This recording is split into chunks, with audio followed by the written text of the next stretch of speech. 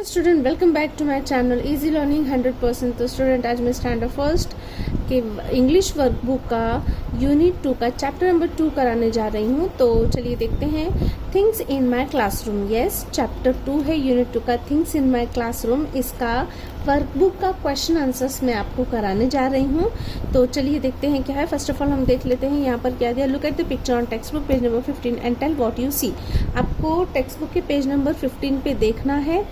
वहाँ पे आपको कुछ पिक्चर्स दी गई है, जैसे कि लाइक डोर की पिक्चर है, विंडो की पिक्चर्स है, फिर table, projector, chair, screen, board, computers. Okay, ये सारे पिक्चर्स वहाँ पे दिए हैं। तो आपको इनके स्पेलिंग और हार्डवर्ड्स जो है वो लर्न करने हैं।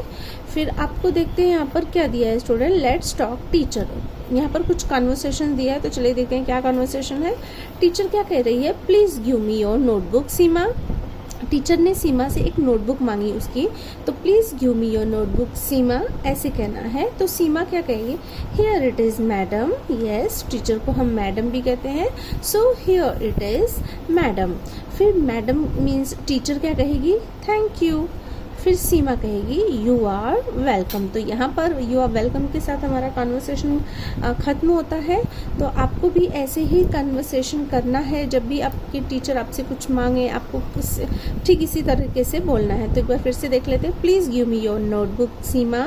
सीमा, here it is madam, thank you, you are welcome. तो आपको कुछ इस तरीके से कन्वर्सेशन करना है। आपको बोलने का सही तरीका भी ऑब्जर्व करना है कि कैसे बोला जाता है। तो आपको कुछ इस तरीके से बोलना है। अब देखिए सीमा क्या कहती है, please give me a pencil Swapnil. Seema के पास पेंसिल नहीं है, तो वो किसी से बोरो कर रही है, किसी से मांग रही है। तो कैसे मांगेगी, या फिर आप कैसे मांगेंगे किसी से, please give me a pencil Swapnil. अगर आपको नाम नहीं पता तो please give me a pencil, please मुझे अपनी पेंसिल दो स्वप्नील। तो यहाँ पर स्वप्नील क्या कहेगा, हियर इट इज सीमा। ये लो सीमा। सीमा थैंक यू। सीमा फिर थैंक यू कहेगी और स्वप्नील कहेगा वेलकम। तो यहाँ पे सेकंड कन्वर्सेशन भी खत्म होता है। थर्ड देखते हैं क्या है। पहले टीचर ने सीमा से कहा, अब सीमा ने स्वप्नील से कहा, अब स्वप्नील टीचर से कहेगा। सो स्वप्नील क्या कर रहा है, मे आई कम इन टीचर। यस, जब भी आपको परमिशन मांगनी है तो मे वर्ड का यूज़ करना है आपको। आप किसी से अगर परमिशन मांगते हैं तो हम मे वर्ड यूज़ करते हैं। तो आप कह सकते हो मे आई कम इन टीचर, मीन्स क्या मैं अंदर आ सकता हूँ, या तो आप कह सकते हैं मे आई गो टू वॉशरूम। जहाँ पे भी आपको परमिशन मांगनी है तो वहाँ पे आपको मे वर्ड का यूज़ करना है। ओके, सो टीचर क्या कहेगी, come in Swapnil, thank you teacher, you are welcome Swapnil. Okay, you are का शॉर्ट फॉर्म में हम योर कहते हैं, यू आर को योर भी कहते हैं। So you are welcome Swapnil. तो यहाँ पे जो है ये कॉन्वर्सेशन जो टॉक है वो कंप्लीट होता है। यहाँ पे कुछ right the name of 4-5 things in your classroom. आपको ऐसे क्वेश्चंस आंसर्स भी एग्जाम में आते हैं कि क्लासरूम की कोई भी 4 या 5 चीज़ों के नाम लिखो। तो जैसे कि क्लासरूम में क्या क्या होता है, हम डोर देखते हैं, table, chair, window, desk, black board. तो ऐसी कोई भी 5 थिंग्स के नाम आपको लिखने हैं, लाइक डस्टर, चॉक, कोई भी आप थिंग्स लिख सकते हो, बुक्स, डस्टबिन, एनीथिंग। ओके, अब देखते हैं स्टूडेंट यहाँ पर क्या दिया हुआ है। यस, यहाँ पर कुछ गेसिंग गेम है। वाओ, गेसिंग गेम, आपको बहुत ही मज़ा आएगा इसमें। गेसिंग गेम तो ऑलवेज बच्चों का फेवरेट होता है। कोई गेम, कोई पजल बोलना और बच्चे जो है गेस करते हैं, तो बहुत ही मज़ा आता है इस गेम में। तो चलिए देखते हैं। गेम के साथ साथ आप चैप्टर के क्वेश्चन आंसर्स भी कर लेंगे। तो चलिए देखते हैं फर्स्ट क्या है। इट इज़ ब्लैक, ये एक पज़ल की तरह है। तो चलिए मैं आपसे पज़ल पूछ रही हूँ, आप फटाफट अपने माइंड को अपने पज़ल के सोल्यूशन तक ले जाइए। तो चलिए देखते हैं क्या है। इट इज़ ब्लैक, देखिए ये ब्लैक कलर में है। इट इज़ रेक्टेंगुलर, और इसका जो शेप है वो रेक्टेंगुलर शेप में है। It is used for writing, और ये लिखने के काम आता है, मतलब इस पर हम लिखते हैं। तो ऐसी कौन सी चीज़ है student, yes, black board. Okay, क्या है, black board. Black board black colour का होता है, शेप में रेक्टेंगुलर होता है, और इस पर हम लिखते हैं। So correct answer is the black board. चलिए मैं आपको आंसर्स हाइड कर देती हूँ। अब आप सोचिए सेकंड क्या है। It is white, it is small, It is used for writing on the board. What it is? Yes correct, आप सही सोच रहे हैं। क्या है आंसर? चॉक। सो CHALK चॉक, यहाँ पर L साइलेंट होता है, CHAK चॉक, L साइलेंट है, सो CHALK चॉक हो गया। नेक्स्ट पजल है number C। It is small, ये छोटा है। It is made of rubber, ये रबर से बना हुआ है।